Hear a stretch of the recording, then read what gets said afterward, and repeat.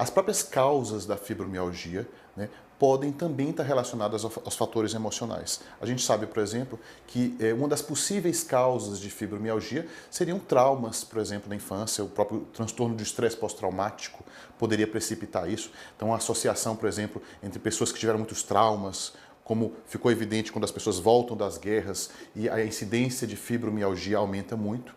Mas é óbvio que é uma doença com muitos fatores e que ainda está sendo estudado, a gente não entende exatamente o que causa. Mas parece que existem fatores emocionais que podem predispor ao surgimento da fibromialgia.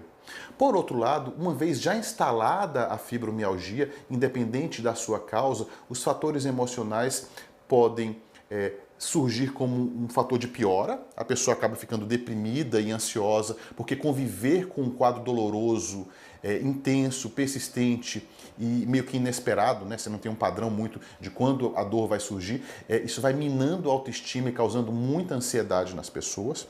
E esses quadros emocionais podem fazer com que o próprio limiar de dor e a irritabilidade vão aumentando.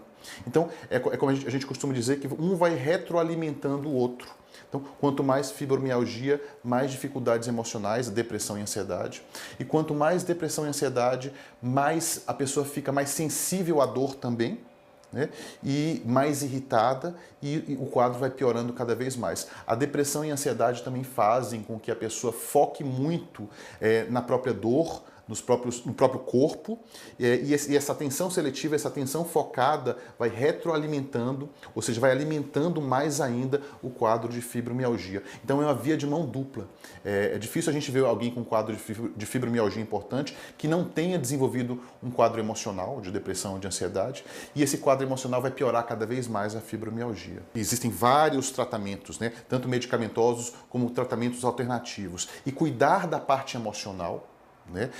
Tentar manter uma vida equilibrada, tentar explicar para os familiares o que significa a fibromialgia, porque a fibromialgia, assim como a depressão, é uma doença das quais muitas vezes as pessoas duvidam, né? E é uma doença estabelecida em que o limiar de dor, a sensibilidade para a dor fica alterado também nas pessoas. Então é preciso que quem convive com fibromialgia entenda esse quadro e que a pessoa não se sinta invalidada ou culpada por ter aquele quadro.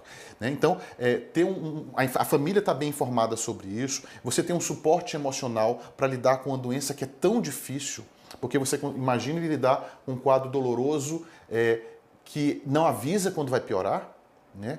E que pode ser realmente muito incapacitante, que atrapalha a sua concentração, atrapalha a sua memória. Então, isso provavelmente vai trazer repercussões emocionais e é preciso tratar tanto da fibromialgia quanto tratar dessa parte emocional e ter um suporte psicológico. Então, muitas vezes, e ter um entendimento de que é uma doença que, assim como a depressão, não tem como a gente medir, né? Então, é preciso ter quem convive com a pessoa com fibromialgia precisa dar suporte e dar apoio para não piorar a situação.